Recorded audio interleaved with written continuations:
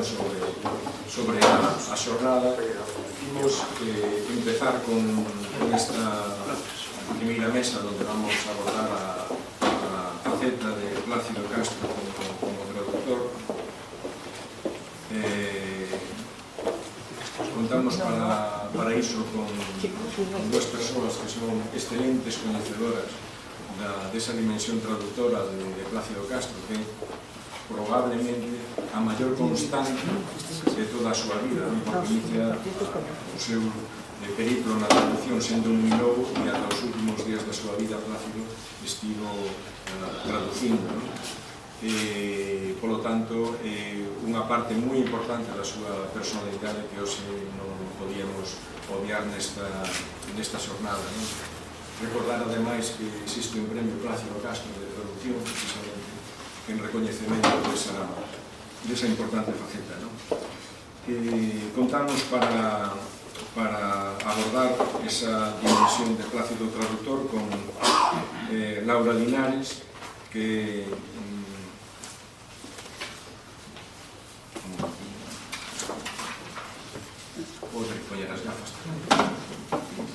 é traductora e investigadora na Universidade de Cork, onde realiza a súa tese de doutoramento sobre a traducción de narrativa galego a inglés, pero sobre todo entre nós é coñecida polo inmenso traballo que realizou para compilar toda a obra, toda a traducción poética que realizou Plácido ao longo de toda a súa vida. Ese foi un traballo inmenso que nos perseguimos durante moito tempo e por fin encontramos en Laura a persona decidida a cometer esa tarea heroica de poñer en valor toda esa inmensa obra traductora.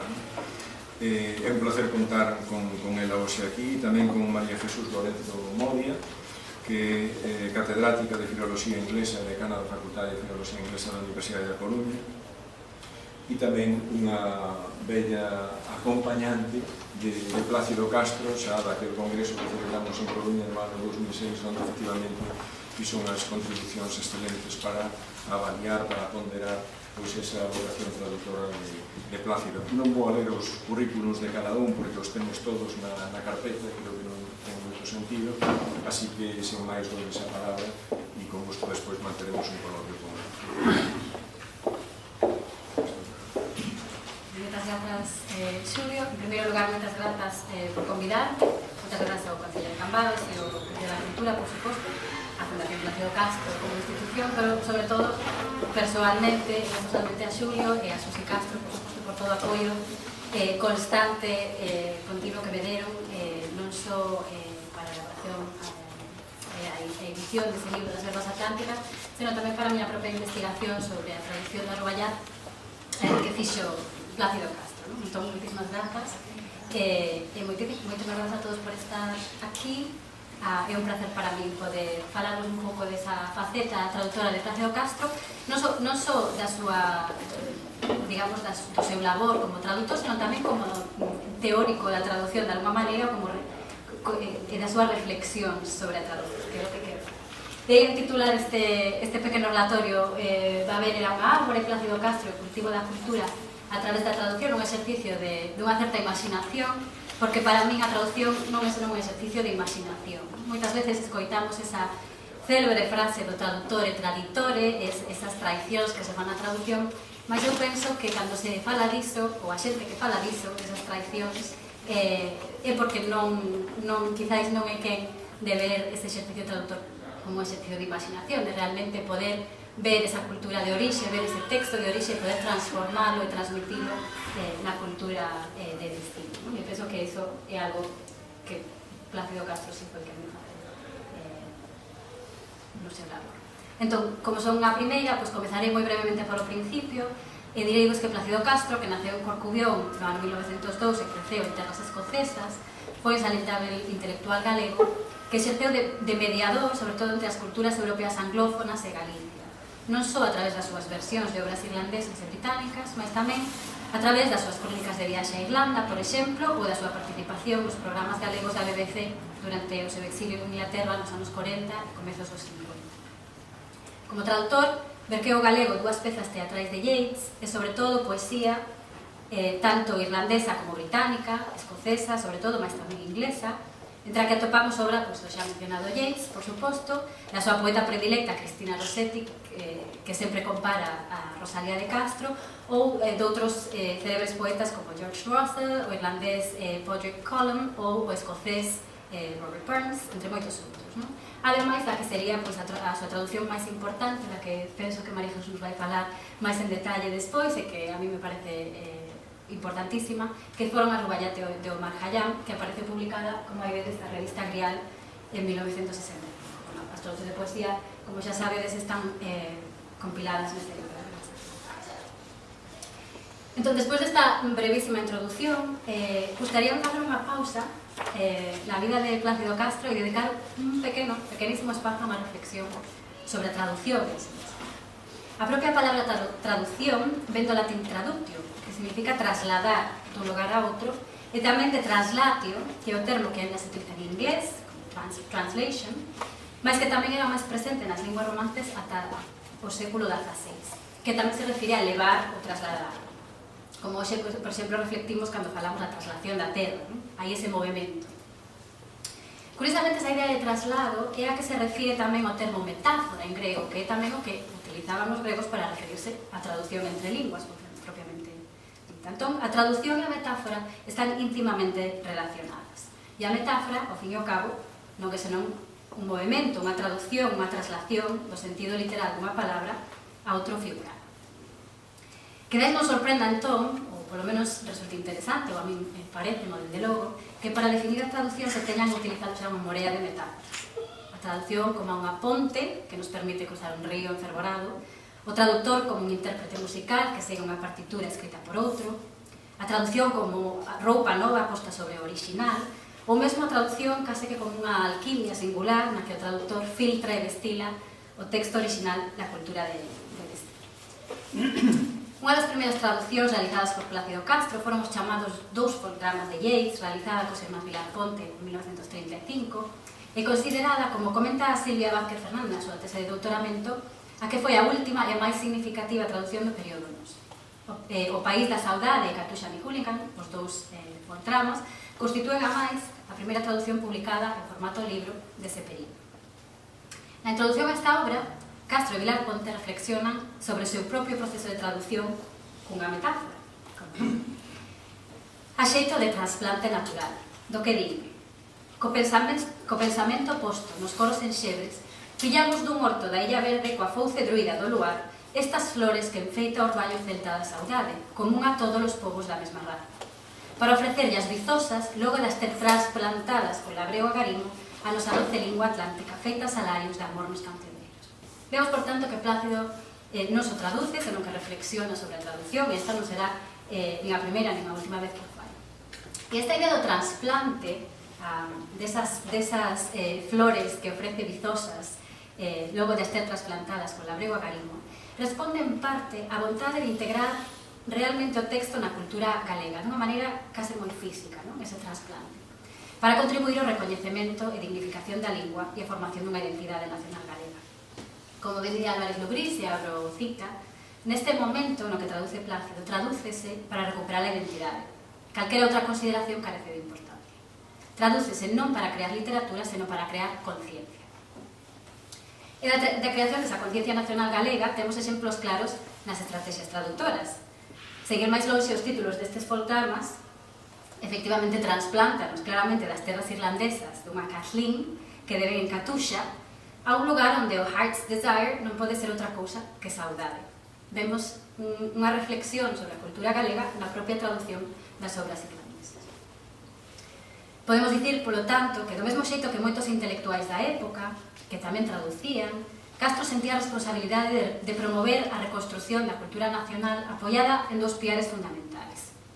Por unha banda, o regreso a raíces, falamos tamén da metáfora labrega, as raíces e as tradicións populares, e pola outra, unha visión universalista que promovía a integración coa innovación procedente de outras culturas en interferencias da castelá, para conseguir o que el chama unha Galiza incorporada, sen intermediarios importunos e costosos, á comunidade da cultura das nazóns do norte de Europa, a que pertenceu nos tempos gloriosos da civilización en xeral.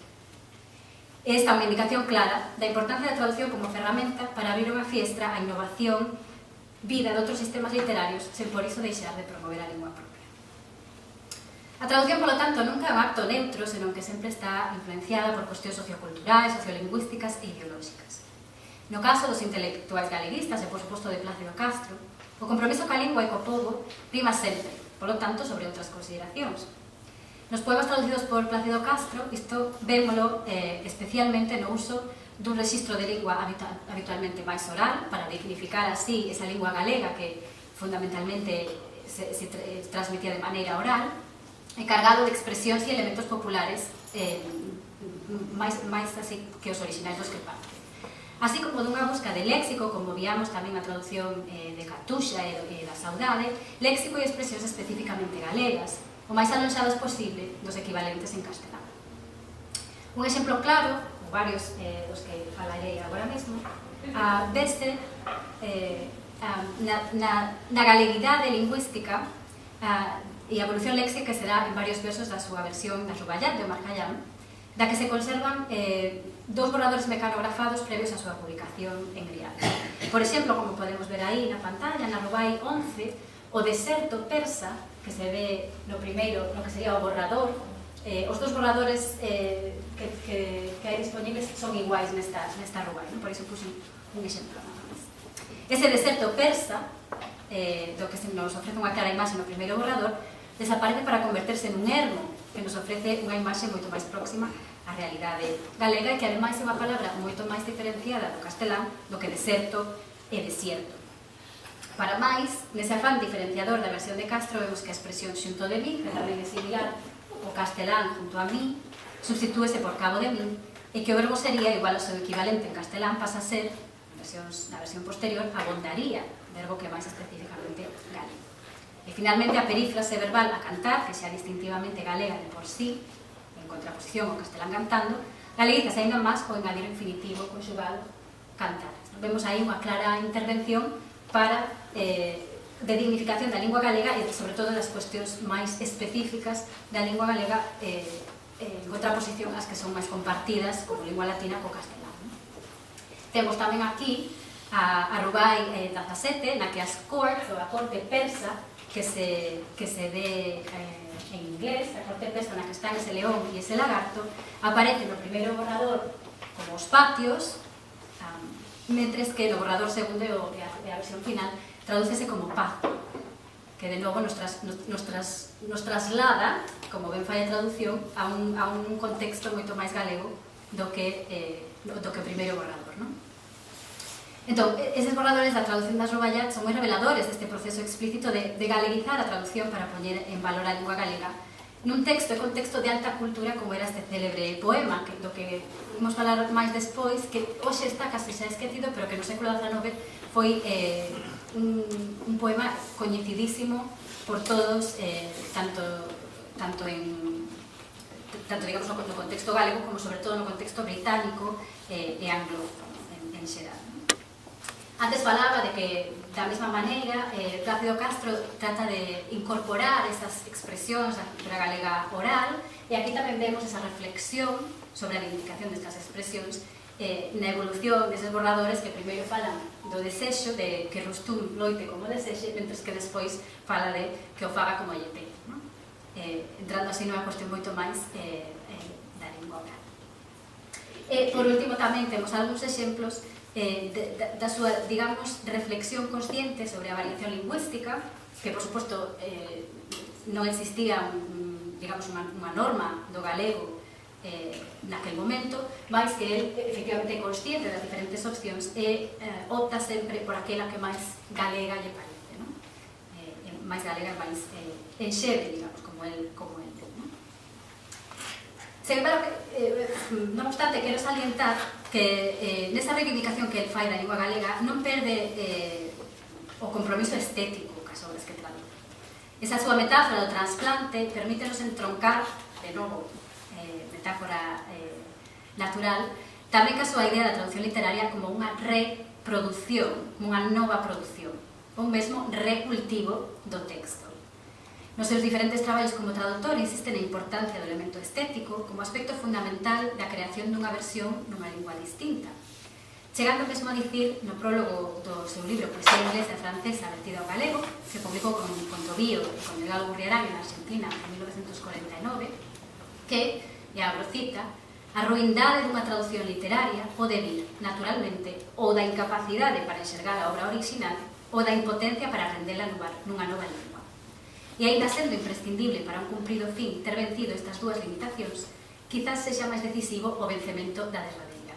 É dicir, que para ele é fundamental esa creación, esa nova creación, ese novo cultivo con ese labrego agarimo do que ele fala do texto na lingua galega. É dicir, non só transmitir o contido do texto original é importante, senón que transmitir esa forma e esa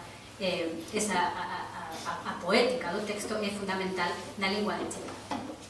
Como xa, por outra parte, estas ideas xa aparecían, por exemplo, en Cicerón e outros romanos que tamén se dedicaron á traducción.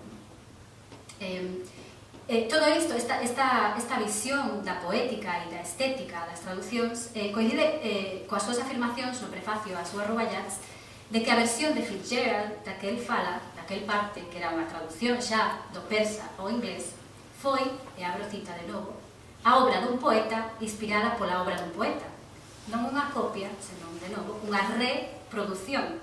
Non unha traducción, senón unha reentrega dunha impresión poética. Existe, polo tanto, en Plácido Castro unha profunda consideración estética dos poemas que traduce e un traballo moi rigoroso detrás das súas versións, como, de feito, vemos no feito de que haxa varios borradores de cada unha. Como comentaba antes, todos estes cambios e anotacións apreciables en moitas das súas versións son boa mostra do constante afán de mellora e perfeccionamento destas creacións. O traductor insiste na súa vontade de manter a métrica do poema e na súa busca do maior ritmo e musicalidade posibles, tal como se ve, por exemplo, nestes cambios que se suceden no seu borrador do poema sencillo de Padraig Colum, que di: nun primeiro momento escoitei na noite os pombos o seu remexer tan tenro, pombos salvaxes máis doces como o peito a man dun neno, e que despois cambia no original mecanografado e finalmente na versión que se publicou, obviamente, escoitei na noite os pombos no seu niño remexendo o seu remexer tan tenro como a man dun neno ou grito. Parece, se recuperamos esa metáfora do traductor como intérprete musical, ben parece que leo estes poemas en voz alta e finalmente se decidiu por aquel que tiña mellor sonoridade, que tiña mellor ritmo e rima. Outro exemplo similar da súa busca da rima máis asentada e da armonía musical do poema vese nos cambios que experimentou esta súa versión de Ernest Dowson dende o primeiro borrador de novo ata a súa publicación, neste caso, en Poesía inglesa e francesa vertida ao galego. O anterior está só publicado nas verbas atlánticas. E di: non dura moito o billo en bailar rosas dun sollo bretemoso. Noso camiño emerxe un intre e torna a entrar nun sollo. E, finalmente, a versión final que el realiza: non dura moito as rosas nin o viño dun soño bretemoso, por algún tempo sae noso camiño para fecharse nun soño. De novo, volve a traballar a rima e o ritmo. Entón, vemos, polo tanto, que Plácido traballa activamente ou participa activamente desa metáfora do trasplante, do cultivo demorado da cultura estranxeira na nosa, non só como medio para descubrir o outro, mas tamén como fertilizante para recoñecernos a nós mesmos. E aquí, sendo coñecedora do importante que para Plácido Castro era a contorna natural, da que fala nos seus escritos sobre o turismo en Galicia, e sabendo do negativo, sobre todo se pensamos no título, en as árbores, que a adopción, do negativo, que a adopción total de alguna contraespecie foránea ten sido para Galicia nas últimas décadas, a mí gustaríame propoñerlle a Plácido unha metáfora para a traducción algo distinta, pero que penso que consideraría productiva. Ás veces, cando escribo cousas sobre Plácido, penso nas miñas fantasías sobre conversas que querería ter con Plácido Castro. Entón, unha desas conversas gustaríame propoñerlle unha metáfora lixeiramente diferente. En lugar de falarmos da traducción como un completo trasplante, como un arrincar a obra do seu contexto e embebela completamente no destino, e partindo isto de teorías propostas xa por Derrida sobre os textos literarios, de V. Ders sobre a traducción cultural, a mí gusta de pensar na traducción como un enxerto. O traducir non substituímos por completo nin chegamos a trasplantar, senón que inserimos un enxerto novo, distinto, que entronca coa árbore, esa famosa árbore do coñecemento, da cultura, que provén do latín cultura, do que precisamente tamén recibimos cultivo. Mesmo a necesidade do corte de preparación para facer o enxerto, que é necesario para que funcione, vai parella a esa breve violencia simbólica a través da cala traducción, por sorte, por outra parte, nos impide esquecer a enriquecedora incomodidade que conleva a diversidade, esa disrupción dunha falsa armonía da homoxeneidade que tan traumática por outra parte resulta para algúns, esa falsa idea de homoxeneidade. A diversidade, sabemos, axúdanos a crecer, e malia que iso se cadra crea un acertador de osos, ás veces, é necesaria, por suposto, para non limitarnos. A traducción, sexa trasplante ou enxerto, é peza fundamental para o desenvolvemento. Como penso eu fundamental para o desenvolvemento da cultura galega foi Plácido Castro, como mediador e traductor. E eu penso que él, vale vivir en tempos escuros, cría fundamentalmente na disposición do ser humano a curiosidade e apertura a novos descubrimentos, tanto de outras culturas como de outros cultivos. Ese cadra, quizáis deixando voar o romanticismo un pouco, poderíamos dicir que Babel non era unha torre, senón que era unha árbore. E esas loitas entre homes non eran tal, senón máis ben mostras da curiosidade intrínseca aos homes, exemplificadas nos enxertos que cada un foi engadindo para crear o magnífico ecosistema de linguas e culturas que hoxe temos. E entón, así, podemos pensar, quizáis baixo a sombra desa árbore, en Plácido Castro como un intelectual da pluralidade, mediador, traductore, se cadra traditore, mas, dende logo imaginativo, e sempre xardineiro fiel. Moitas grazas.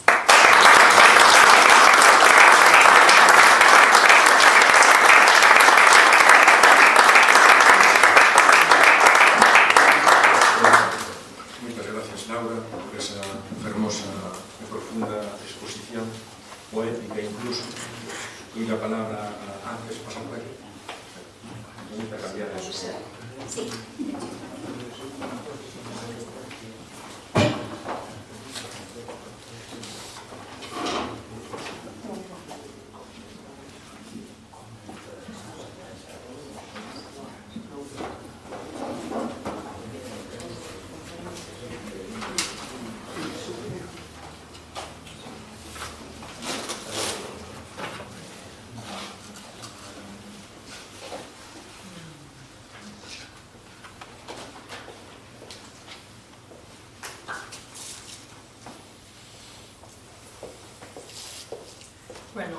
Boa tarde. Eu quería falar tamén de Plácido Castro como traductor. O primeiro que quería decir é dar as grazas. Vamos a ver se isto podemos ver, porque está nunha versión distinta da que eu controlo. Mira, se me botades unha mancha desta de PDF, simplemente poñela a poñer gracias, xa está. E despois xa vamos pasando. Despois vai con esta. Sí, vale. Bueno, pois quería dar as grazas ao Consello da Cultura Galega, ao Concello de Cambados, á Fundación Plácido Castro e a Xulio Ríos por terme convidado a participar nesta xornada sobre as vocacións e os ideais de Plácido Castro. Como xa se ten dito aquí, é un intelectual galego que naceu en 1902 e que morreu novo, con 65 anos, aquí en Cambados, onde exerceu como profesor. Isto aconteceu no ano 1967. E a miña intervención de hoxe quere centrarse na idea de que foi máis que un traductor. A súa tarefa, ao meu ver, foi dun intelectual formado no mundo anglosaxón, como xa se dixo, que volveu a Galicia cun proxecto de divulgación de textos anglófonos de grande relevancia para converter a lingua galega nunha lingua culta, nunha lingua de cultura, nunha lingua na que se puidesen falar de cousas de outros mundos. Un dos seus primeiros traballos foi, xunto cos irmáns Vilar Ponte, a traducción para o galego destes dous dramas de William Butler Yeats.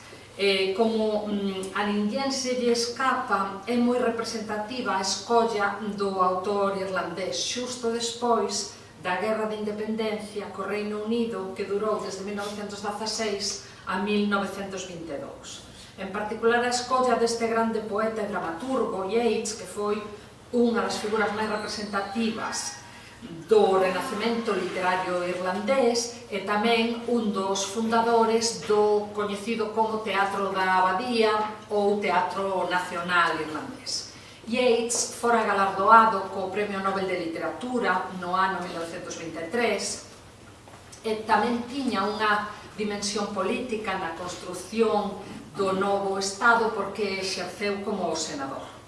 Ao mesmo tempo, el sentíase representante do nacionalismo irlandés e da súa independencia cultural. Estas son as súas propias verbas que pronunciou en Suecia cando agradeceu o Premio Nobel de Literatura. Ben, entón, para comprendermos a figura de Plácido Castro, hai que entendelo desde un punto de vista interdisciplinar. Bueno, aquí falamos de Yeats, que escribe en inglés, pero que está conectado coa cultura gaélica, co celtismo, etc., que está conectado xunto con Lady Gregory co Teatro da Abadía, como decimos, etc. Pero tamén temos que pensar que para entender a figura de Plácido Castro hai que entendelo de maneira interdisciplinar. Como decía, eu propoño o seguinte marco teórico. En primeiro lugar, a xeración Nós, a que el pertenece. En este momento, Otero Pedrallo xa publicara os fragmentos do Ulises de Joyce. Joyce, como se sabe, foi un escritor irlandés que se autoexiliou porque non podía soportar a atmosfera do país, pero que non fixo outra cousa en toda a súa vida, nada máis que escribir sobre Irlanda en todas as súas obras, non?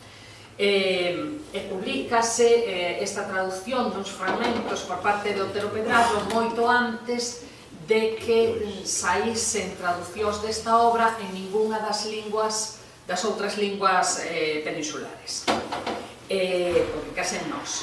E despois Vicente Risco tamén publica Dédalos en Compostela. Dédalos é un dos personaxes do Ulises, entón como, bueno, pois esta persoaxe se transmuta e anda por Santiago adiante, etc. Entón, de alguma maneira, os escritores galegos están traducindo ou escribindo sobre o imaginario irlandés. E, por tanto, a influencia da cultura do novo Estado Libre de Irlanda é fundamental para estes escritores. Son precursores do que hoxe se coñece na anglística como estudios irlandeses, e que aquí sempre se chamou o celtismo de alguna maneira, non? Por exemplo, claro, moi brevemente vou mencionar un libro que está indicado aí, que se titula Inventando Irlanda, que é un libro do ano 96, e do académico da Academia Irlandesa Declan Kyberd. Claro, el di que en realidade eles vivían nunha cultura anglófona literariamente, entón teñen que inventar unha cultura irlandesa que é mezclada, que é católica e protestante, que é híbrida. Entón están de alguna maneira, aínda hoxe, inventando Irlanda, inventando o canon literario irlandés, etc. E de alguna maneira Plácido Castro xa estaba nese canon hai moitos anos. Nos agora todo o mundo ten a percepción de Irlanda, aluméanse de verde os edificios, etc. É dicir, temos a concepción de que Irlanda é algo, incluso popularmente, pero en Irlanda aínda teñen a concepción de que están creando o país e a súa cultura, non? Non listei aquí, pero foi entre moi finais do século XX e principios do século XXI que aparecen as primeiras antoloxías da literatura irlandesa, as primeiras historias da literatura irlandesa, porque a literatura irlandesa sempre apareceu mezclada coa inglesa, é dicir, Jonathan Swift xa sabemos que é irlandés, pero non o temos exactamente dentro da historia da literatura irlandesa solamente, non? Ben, despois, outra cuestión, os estudios de traducción. Como imos entender estas traducións? Modernamente, como xa se indicou aquí antes, traducir é reescribir, volver a escribir. Non é traspasar, sino que é volver a escribir transculturalmente, é pasar a outra cultura o que hai na precedente. Un novo texto nun contexto distinto. Eso é o que fai Plácido Castro seguindo as modernas teorías de traducción. Por exemplo, Carmen África Vidal Claramonte, que é catedrática da Universidade de Salamanca, ten un libro que se titula Traducción, desconstrucción, manipulación. Entón, ela di que, evidentemente, toda traducción é unha manipulación dun texto. Hai que traballar co texto, e vimos moi ben aquí como el traballa co texto, busca unha palabra, non lle acaba de gustar, busca outra, dalle outra volta. É dicir, non é simplemente coller unha cousa e poñela, non, hai que buscar e hai que manipular e traballar. Entón, creo que neste sentido Castro estaba desde o comenzo da súa carreira como traductor traballando como se traballa modernamente cos concepcións modernas da traducción. Ben, outra cuestión é a cuestión dos estudios poscoloniais. El traduce textos irlandeses, textos galeses, textos ingleses, textos escoceses. De alguna maneira está traducindo textos incluso de Cornualles, está traducindo textos dos diferentes países do Reino Unido cunha perspectiva diferente. Claro, Irlanda xa se fixera independente, ben é certo que de maneira parcial, porque ainda non, a reunificación ainda non está feita. Entón, el está tamén traballando nesa idea de hibridación que hoxe en día menciona Omibaba, porque, claro, son países que viviron unha experiencia colonial e, por tanto, na súa maior parte perderon a súa lingua, están falando en linguas distintas, falan en gaélico, pero tamén falan en inglés, e teñen literatura en gaélico, e teñen literatura en inglés. Ben, e despois, outra cuestión na que tampouco me vou deter moito, estudios da recepción literaria. É dicir, un texto non é nada se non hai lectores.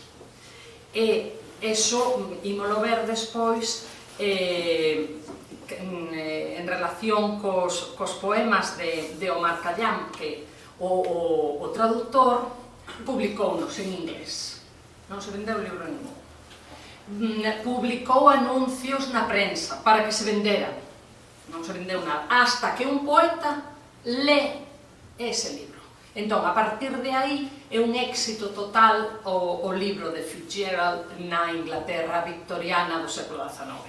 É dicir, ningún libro é nada se non analizamos, non hai que analizar só o texto, sino tamén a recepción literaria, como foi recibido en diferentes culturas por diferentes lectores de épocas variadas, pode ser, non?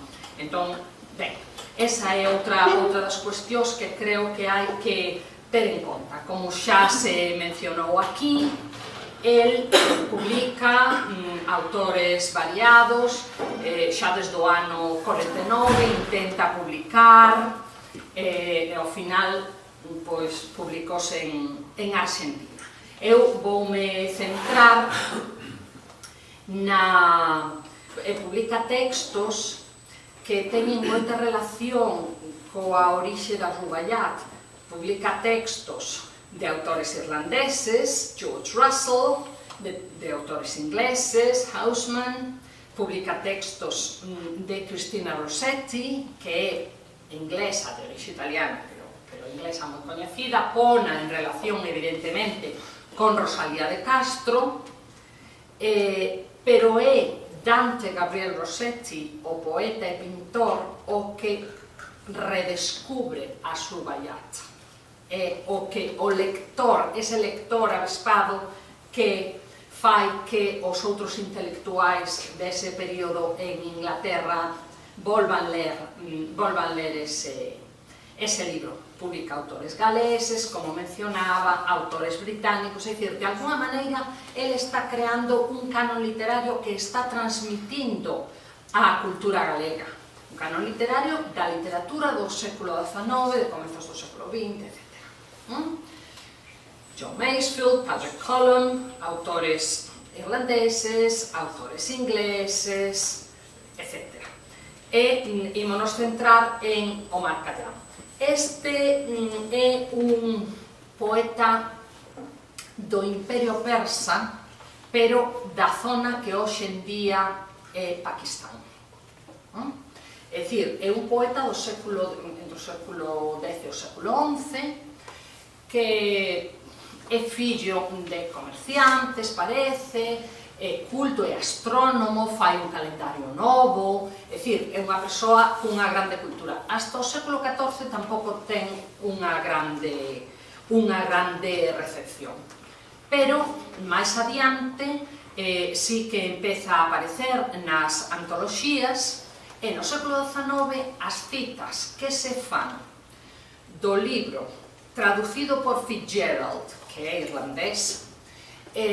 Fitzgerald, outra das cousas que quería decir é que o nome do seu pai é Purcell. Purcell é unha familia de músicos, pero despois cambian o seu apelido polo da mai, por Fitzgerald, que era un apelido de orixe irlandés. Por tanto, seguindo a metáfora que a miña colega presentaba dos músicos e de que os traductores reinterpretan esa música, eso é o que fai Fitzgerald, reinterpretar os poemas persas e poñelos en inglés. Ben, entón temos aquí un poeta, un astrónomo. Fitzgerald estaba estudiando na universidade e un profesor dille: mira, aparecen aquí estes poemas, estas cuartetas, por que non vas traducindo? El vai traducindo, mándanlle máis poemas de Calcuta, porque o profesor vai a Calcuta, publica cousas nunha revista en Calcuta, etc. Entón é como se empeza a publicitar este libro, é como se empeza a coñecer. Eu quería decir que no Oxford Dictionary of Quotations, é dicir, no dicionario de citas de Oxford, aparecen máis das Rubaiyat que de Shakespeare ou da Biblia. Eso dá a idea da importancia dese libro. Era un libro que se utilizaba como agasallo nas festas de aniversario, nas festas do Nadal, a xente regalaba, todo o mundo regalaba ese libro. Por tanto, é un libro que se leu masivamente na cultura británica no século XIX e no século XX. É por eso que Plácido Castro decide traducilo, e por outras razóns, pero tamén por eso. E ademais é un libro que partes dos seus poemas, citas, aparecen como títulos de moitos libros de escritores australianos, de escritores norteamericanos, de escritores irlandeses. Eu teño aquí unha lista, por exemplo, Neville Shute, que é un novelista australiano, ten o Taboleiro de Damas, está tomado deso. Despois, Eugene O'Neill, un dramaturgo norteamericano moi coñecido, que ten esa obra de teatro de Longa viaxe cara a noite, tamén ten unha obra que o título tamén é deste poeta. E incluso hoxe un poeta irlandés contemporáneo, profesor en Oxford, Bernard O'Donoghue, ten un libro que se titula Here nor there, é dicir, acó nin aló, a cuestión do emigrante que non está nin nun sitio nin noutro, non? E dá a idea de que todos estes poetas e escritores están seguindo a estela do poeta persa vertido en inglés por Fitzgerald. Eu teño aquí simplemente algunhas edicións das máis importantes editoriais de Oxford, de Penguin, contemporáneas, que se siguen facendo hoxe en día e que dan esa idea do orientalismo, do acercamento ao Oriente, etc.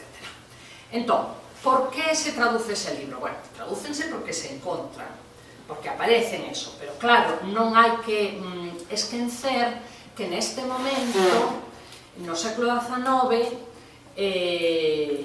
Inglaterra é moi importante no imperio. Inglaterra coa India, a raíña chega a ser emperatriz da India, etc. Entón, tratan de acercar Oriente e Occidente, que todavía é unha cuestión que hoxe está enriba da mesa, non? Esa é unha cuestión que eu creo que é fundamental para que se divulgue, porque Inglaterra é un poder colonial moi importante, pero claro, non hai que olvidar que hai os motíns na India e que non é fácil tampouco gobernar un imperio tan grande e gobernalo coa férrea mao que gobernan os británicos. Entón, esa é unha das cuestións que hai que ter en conta. Pero tamén quería decir que moitos outros escritores galegos están seguindo a estela de Plácido Castro, porque Miguel González Garcés no ano 92 publica traducións que fai desde o francés, non do original inglés, pero que está seguindo esta estela. Tamén se publica unha edición na editorial Espiral Maior, tamén hai unha edición galega ilustrada polo pintor Javier Correa Corredoira, que é esa que está aí, é dicir que Plácido Castro está inspirando a pintores, a poetas, a artistas aínda neste século XXI. Eu non sei se isto funcionará ou non, eu quería ver se puidéramos porque Camarón de la Isla canta en La leyenda del tiempo, non sei se isto irá ou non irá. En La leyenda del tiempo canta un dos poemas de Fitzgerald que traduce Plácido Castro. Estamos? É dicir, que como chega Camarón de la Isla, aí non vai, non? Aí non vai, vamos a ver, non se pode atopar o servidor, a ver por aquí. Bueno, non pode ser. A min íbame, pero aquí non vai. Pode ser conectado? Si non seguimos, si, non hai problema.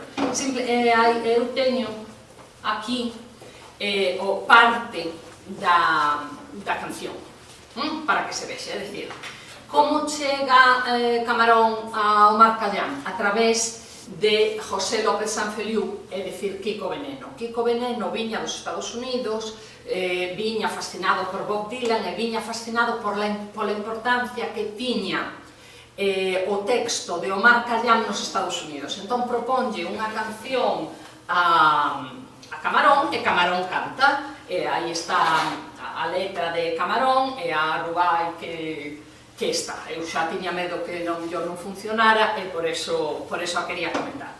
Con isto quería simplemente poñer un exemplo de que este texto, que Plácido Castro parece un texto extraño, parece un texto que provén de un sitio de moi lonxe, como Plácido Castro tivo interés, porque é un texto que se fixo fundamental na cultura británica nese momento, na cultura anglosaxona, e que moitos escritores aínda se están sentindo inspirados neste momento. E despois tamén quería mencionar que é este grupo de poetas, pintores, artistas pre-rafaelitas de finais do século XIX inglés os que redescubren o poeta persa e os que fan ver que este texto é importante. Que outras cuestións había que mencionar? Ben, os problemas da colonización, os problemas do Oriente, de como nós estamos nun mundo, no século XIX en Inglaterra, nun mundo teocéntrico. O ano no que se publican a Rubaiyat é o mesmo ano no que se publica o libro de Darwin, Charles Darwin, O orixe das especies. Entón, claro, en Darwin todavía se consideran que as distintas razas están en niveis diferentes da cadea evolutiva, sendo a raza blanca superior. Entón, claro, Fitzgerald considera algo completamente diferente, considera que a espiritualidade oriental ten a mesma importancia que pode ter outro tipo de espiritualidade, é dicir, esta sociedade teocéntrica que eran as universidades británicas do século XIX, porque estaban rexidas por a Igrexa de Inglaterra, pois este libro é un libro moi rompedor, é un libro que en Inglaterra cambia os parámetros, porque pon ao mesmo nivel o Oriente e o Occidente, a espiritualidade, a ilusión, o tema do carpe diem, a ilusión por vivir o día, porque mañá non se sabe o que vai pasar, e vamos a disfrutar, etc. Entón, a min pareceme que Plácido Castro tamén escolleu este libro para traducir, precisamente porque este libro sería un libro rompedor, porque estaría presentando a voluptuosidade do sentimento, a fantasía do Oriente, nunha cultura franquista na que todo eso era extraño, que é cando el o dá a coñecer. Por tanto, son libros que pódense reler en culturas diferentes e presentan uns valores moi diferentes daquela España anquilosada, daquela España escura, non? Deses anos escuros. Entón presentan sobre todo, este poeta é un poeta do sufismo, é dicir, hai un amor a Deus, creador, búscase o coñecemento, un grau elevado de espiritualidade, e iso non se fai só desde unha igrexa concreta, senón que se pode facer seguindo espiritualidades diferentes. Entón, nese sentido, a incerteza do futuro, etc. Eso, a min pareceme que tamén é outra das razóns polas que Plácido Castro escolle este libro e polas que reflexa a decadencia dos valores da sociedade británica, é dicir, o libro cando se publica reflexa a decadencia dos valores da sociedade británica, pero aquí tamén se está reflexando a decadencia dos valores da sociedade imperante no momento no que el está publicando ese libro. Despois, é moi interesante ver como el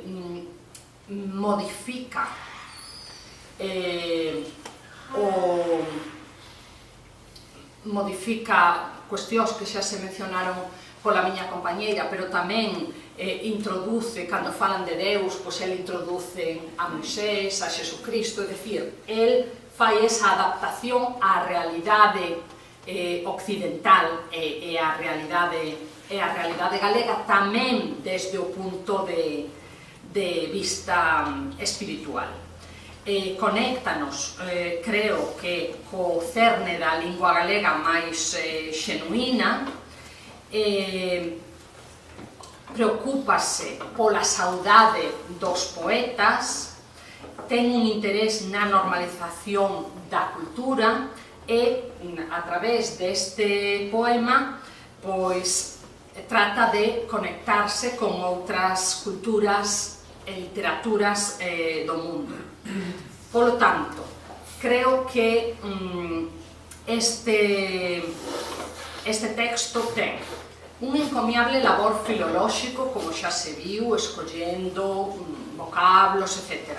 Pero tamén un valor cultural de representar nunha cultura, nunha sociedade moi pechada, representar unha visión do mundo de prazer, de ledicia, de disfrutar de outros mundos, etc., que non tiña nin a literatura galega, en algunhas circunstancias, nin siquiera a literatura española do momento.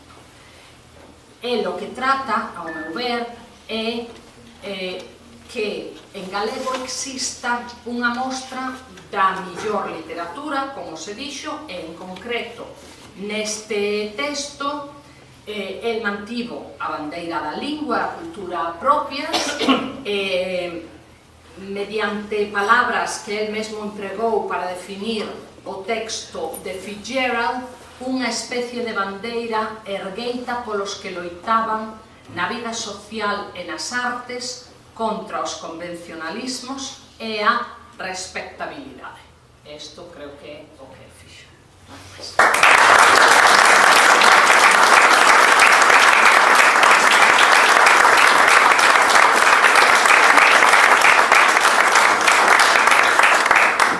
Moitas gracias, María Jesús. Gracias ás túas por estas magníficas disertacións que poñen de manifesto non só a relevancia do traductor, sino tamén a relevancia do traducido, das dúas cousas. Temos 5 minutiños para unha pregunta, se queredes antes de facer un pequeno descanso.